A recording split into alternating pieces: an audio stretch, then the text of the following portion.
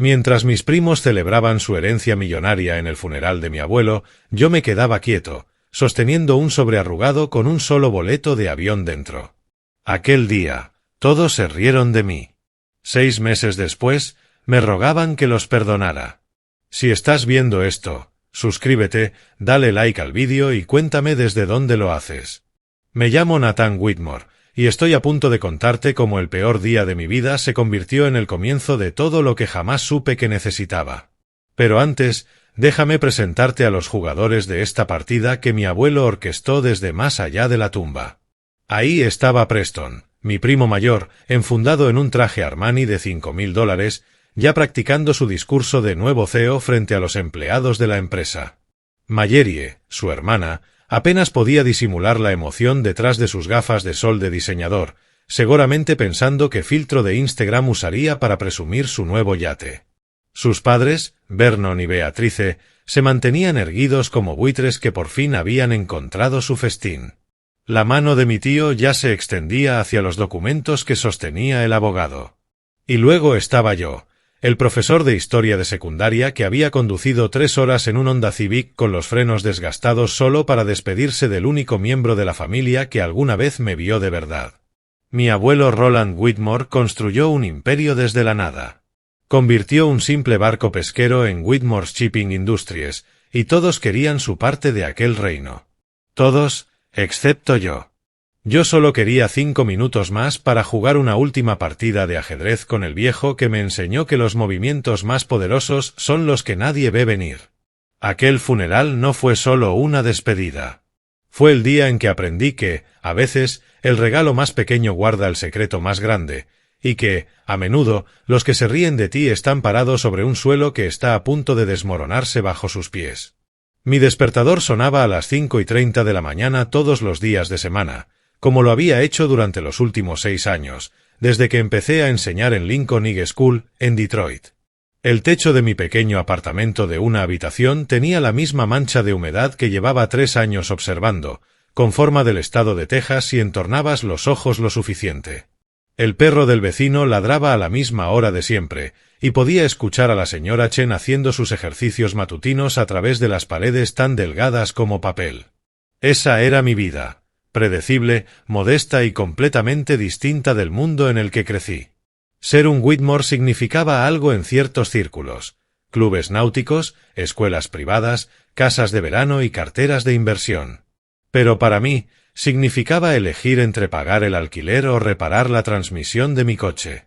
Había renunciado a todo eso para enseñar a adolescentes sobre la Revolución Americana y la Gran Depresión. Mi padre, Dennis, entendía esa decisión. Fue el único que lo hizo. Murió cuando yo tenía 15 años, un infarto fulminante en su escritorio, mientras revisaba contratos para la división de mi tío Vernon en la empresa familiar. Había pasado toda su vida siendo el responsable, el confiable, el que nunca se quejaba cuando Vernon se llevaba el mérito de sus ideas.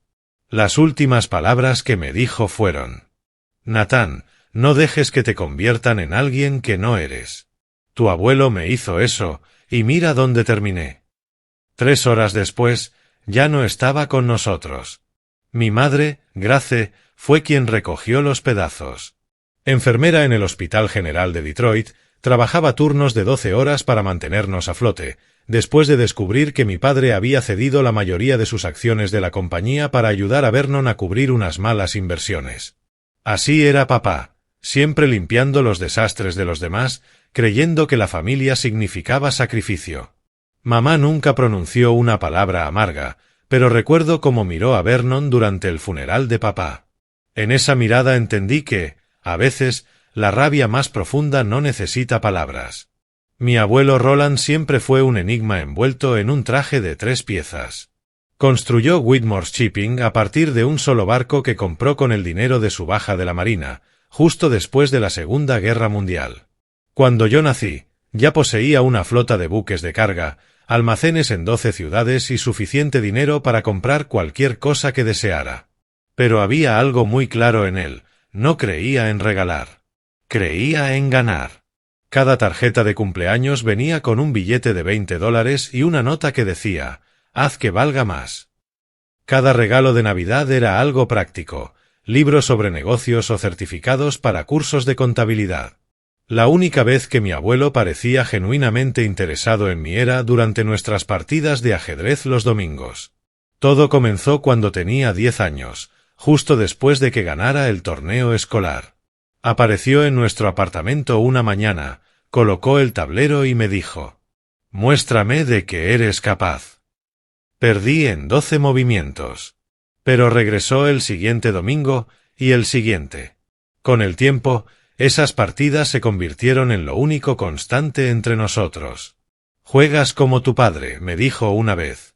«Demasiado preocupado por proteger tus piezas. No piensas lo suficiente en ganar».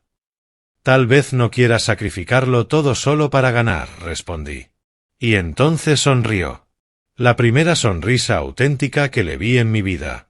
«Quizás por eso eres el único que todavía me interesa, Nathan». Preston y Mallory jamás entendieron esas partidas. Preston estaba demasiado ocupado acompañando al abuelo en la oficina, aprendiendo sobre márgenes de beneficio y refugios fiscales.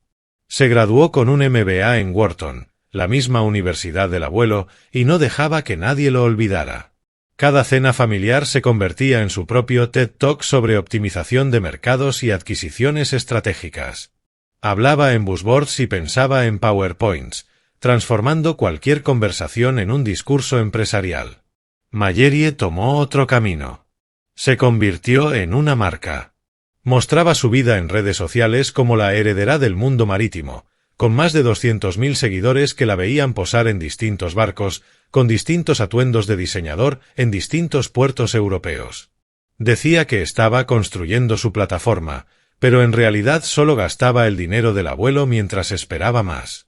Su mayor logro había sido conseguir la insignia azul de verificación en Instagram y salir con un banquero suizo dueño de un viñedo. Vernon y Beatrice, los padres de ambos, eran la pareja de poder más vacía que podías imaginar.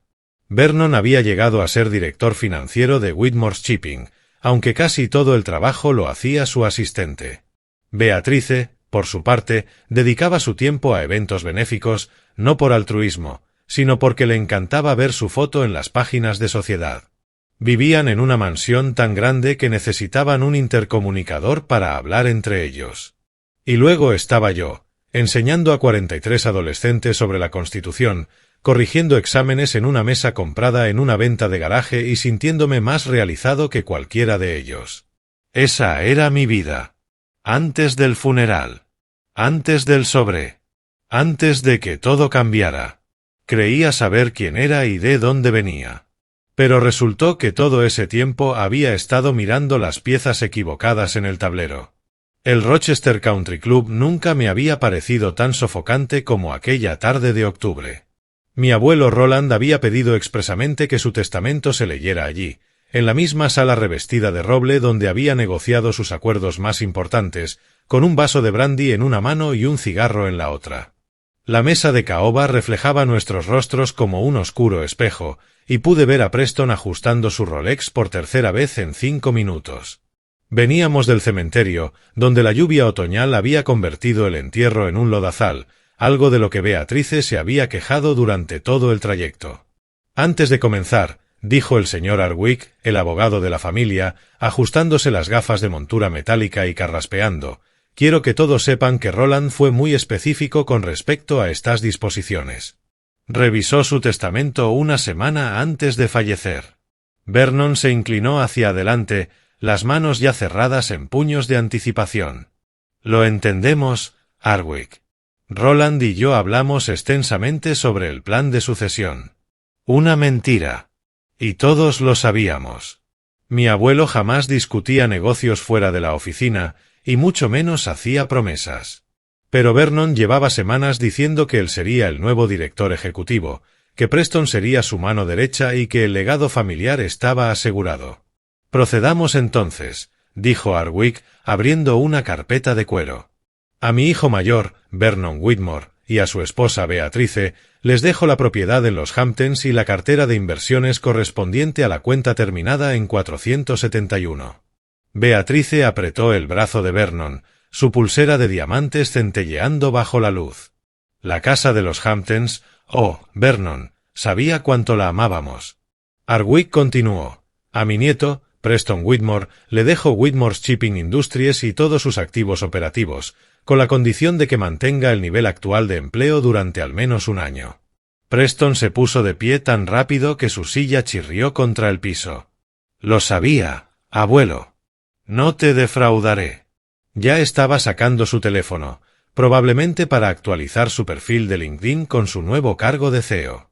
A mi nieta, Marjorie Whitmore, le dejo el ático en Central Park West, en Manhattan, y el yate Serenity, actualmente anclado en Newport. Marjorie soltó un chillido tan agudo que casi hizo temblar las copas. ¿El ático? Dios mío, ¿sabes lo que vale eso? ¿Y el yate? Mis seguidores van a enloquecer. El señor Hardwick levantó la vista hacia mí, y en su mirada percibí algo parecido a la lástima. Y a mi nieto, Nathan Whitmore, le dejo esto.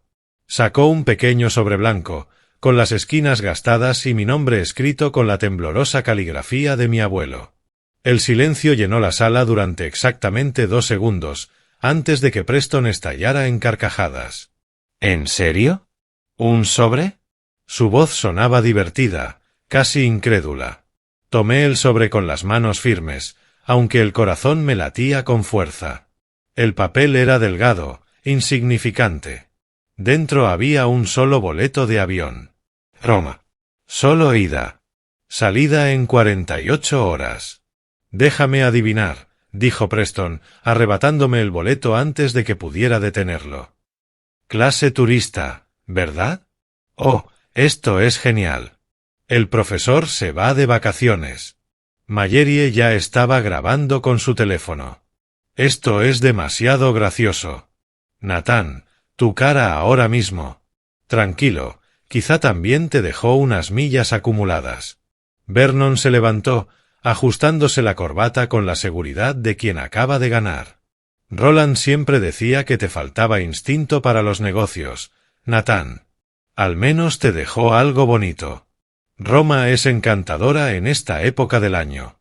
Probablemente sea su manera de despedirse, añadió Beatrice, con un tono empapado de falsa compasión. Un pequeño viaje para ayudarte a procesarlo todo. ¡Qué considerado!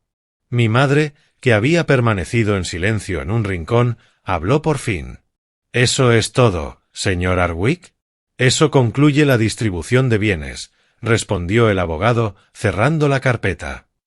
Sin embargo, hay una carta personal para Nathan que solo podrá abrir al llegar a Roma.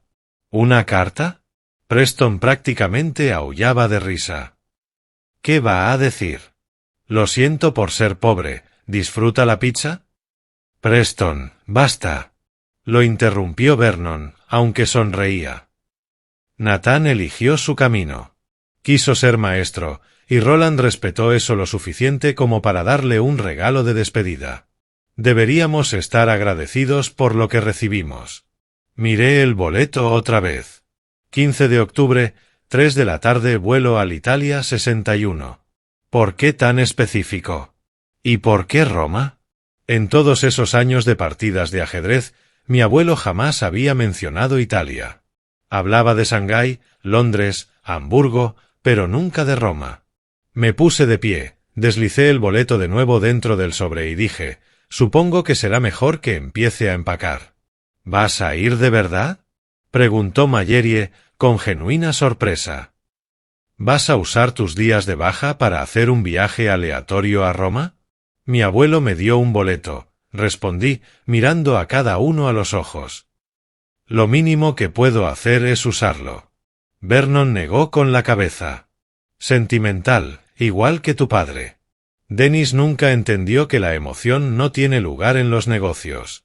Y fue en ese instante cuando supe que si iba a tomar ese vuelo. Porque Vernon estaba equivocado sobre mi padre, equivocado sobre mí, y quizás también equivocado sobre lo que mi abuelo realmente me había dejado. El boleto no pesaba nada en mi bolsillo, pero de alguna manera parecía más pesado que todos los millones que ellos acababan de heredar.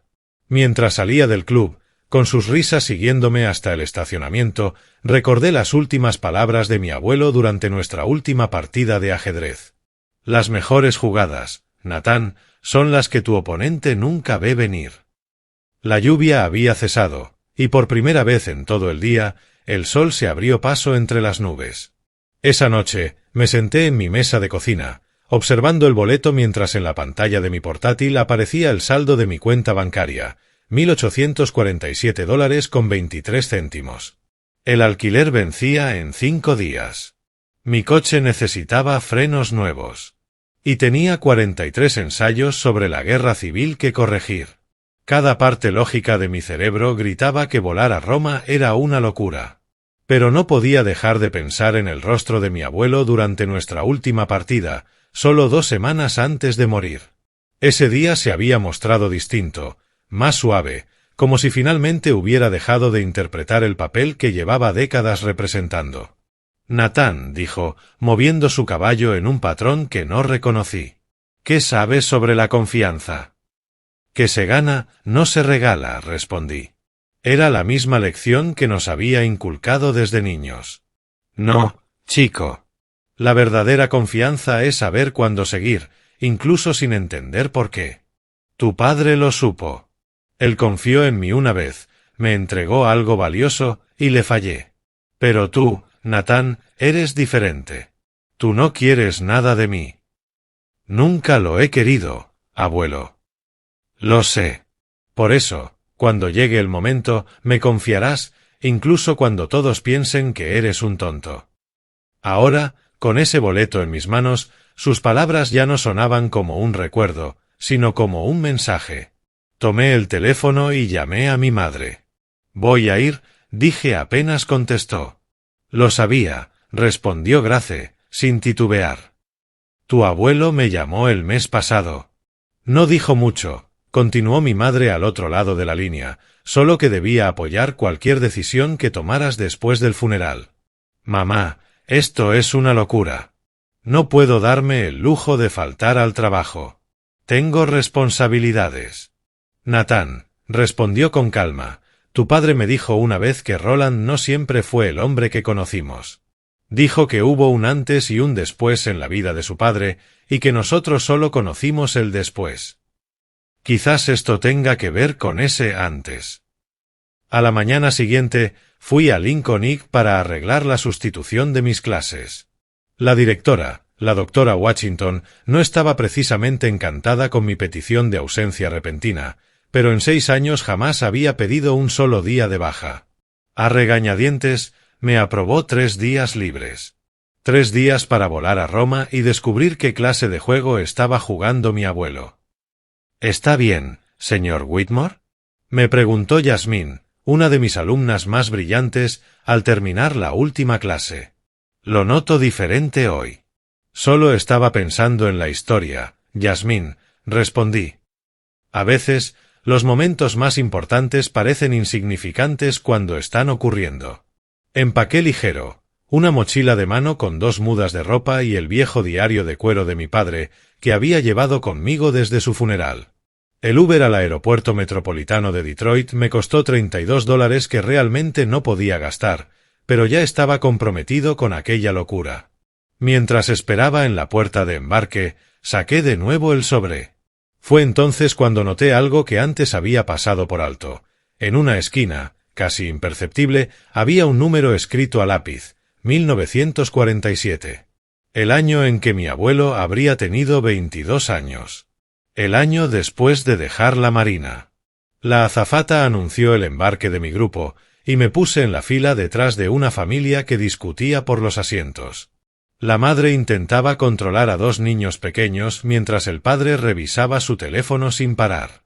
Gente normal, con problemas normales, no preguntándose por qué su abuelo muerto los había enviado a un viaje misterioso al otro lado del Atlántico.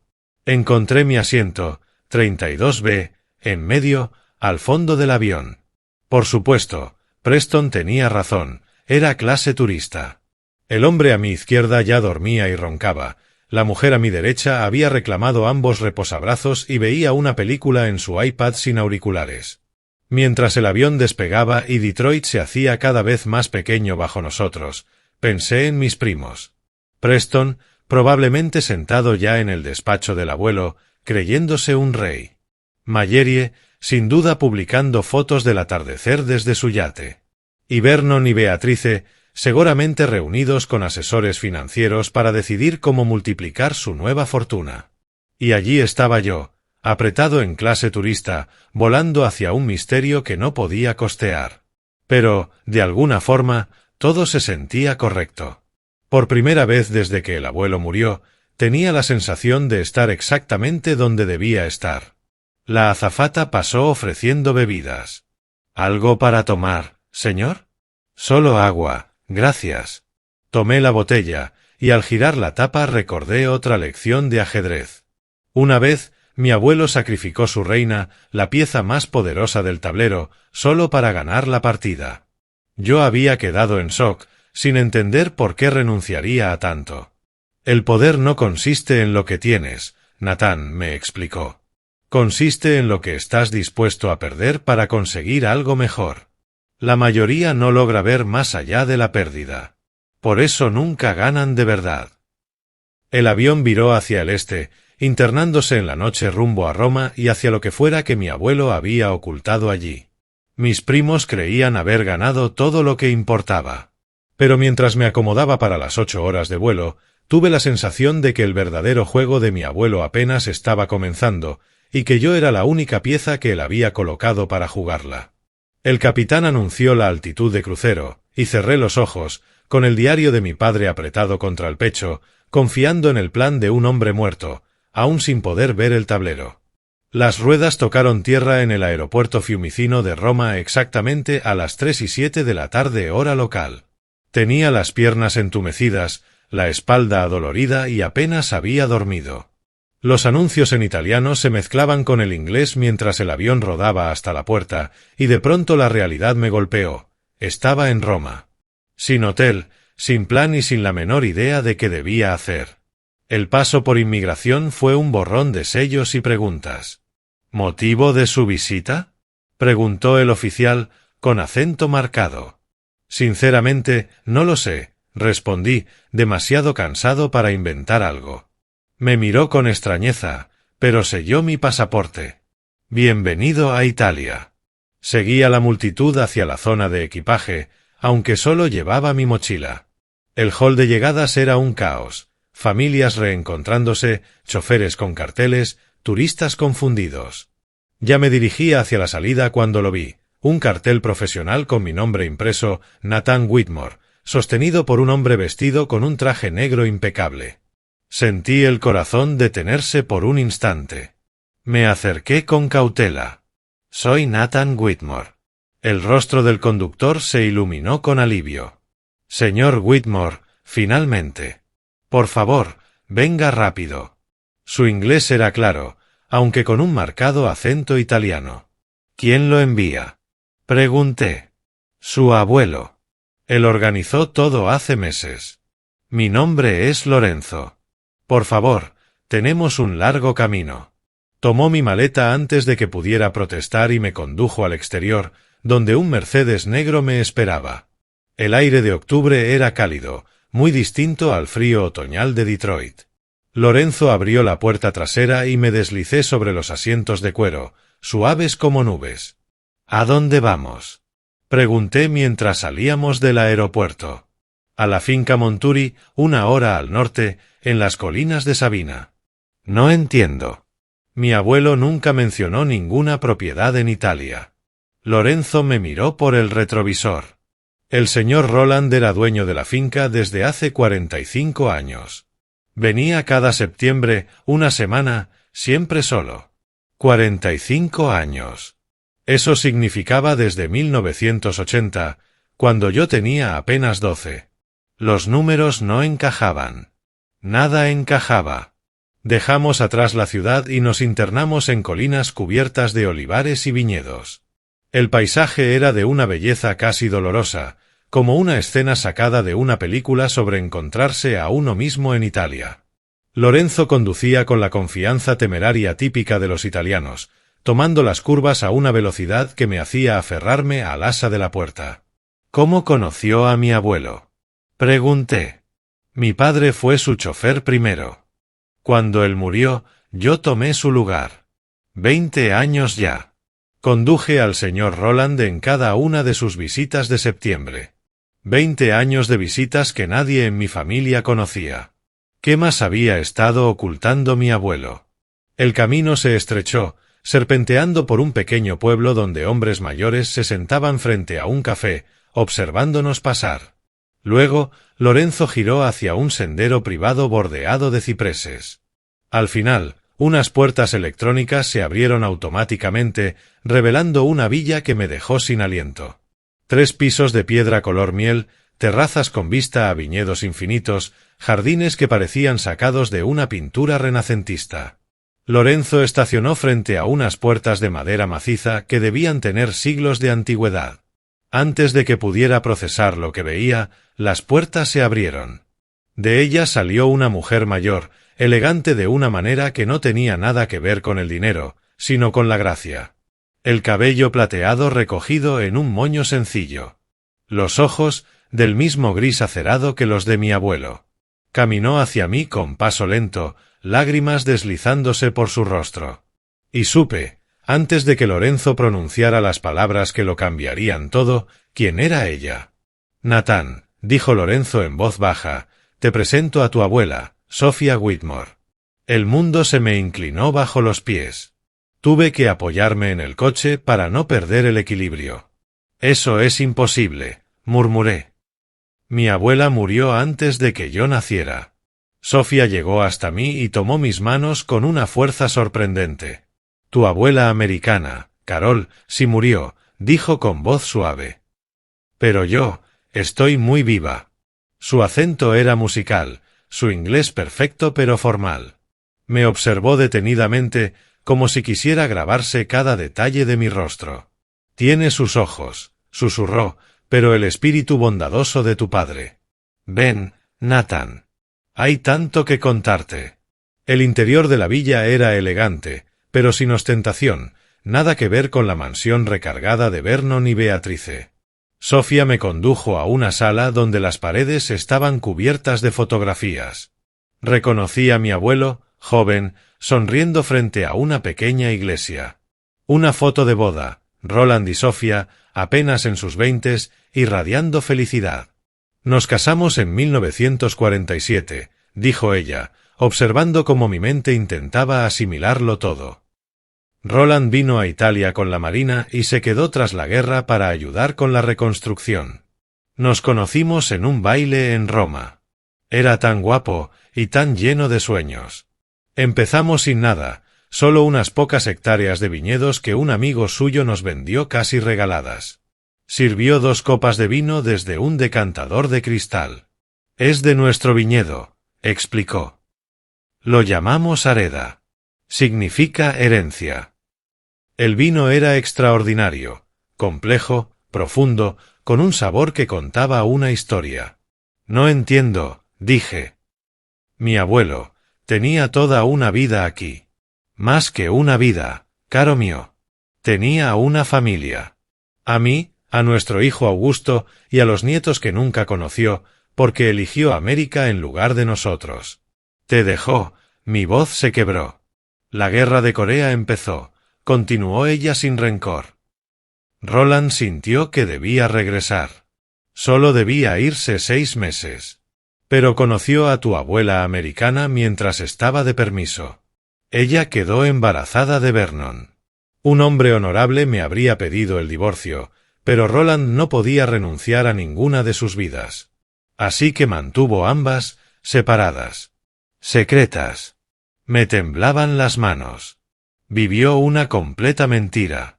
No, Nathan, replicó ella con serenidad. Vivió 2 verdades. Nos amó a ambas familias de formas distintas. El viñedo prosperó, se volvió exitoso. Nos enviaba dinero, venía cada año, pero nunca pudo elegir. Hasta ahora. Se acercó a un antiguo escritorio y sacó una carpeta gruesa. Whitmore Vineyards International. Activos, $47 millones. Todo esto es tuyo, Nathan, dijo con firmeza.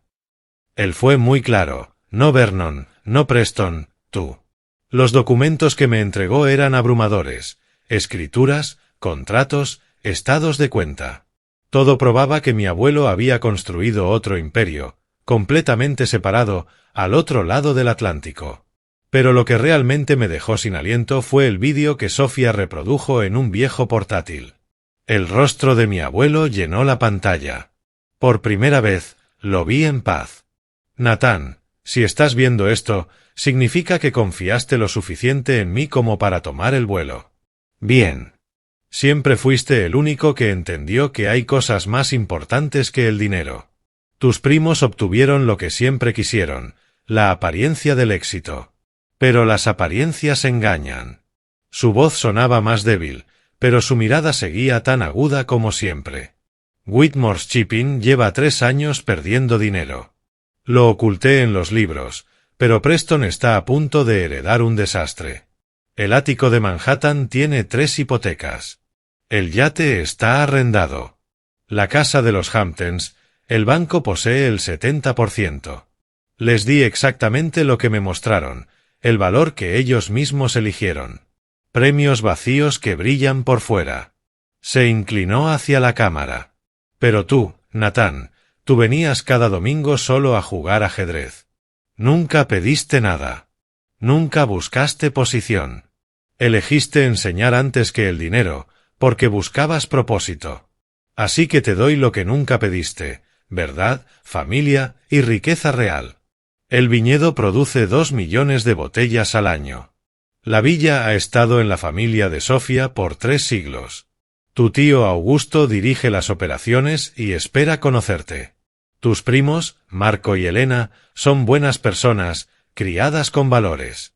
Nada que ver con Preston y Mallory. Esta es tu verdadera herencia: una familia que valora el trabajo, una tierra que produce algo auténtico y un legado construido sobre la verdad, no sobre las mentiras. Hizo una pausa. Sus ojos recuperaron ese brillo punzante que recordaba de las partidas de ajedrez. Ah, y Nathan, tu siguiente jugada te pertenece. Pero aquí va mi consejo. Preston te llamará dentro de un mes, rogando por ayuda. Sé más amable con él de lo que él fue contigo. Eso es lo que te hace mejor. Jaque mate, muchacho. La pantalla se apagó. Sofía me puso una mano en el hombro. Hablaba de ti constantemente, dijo con ternura. En cada visita contaba historias sobre su nieto, el maestro que eligió el significado por encima del dinero. Pasé 3 semanas en Italia, aprendiendo todo. Tío Augusto se parecía tanto a mi padre que me dolía mirarlo.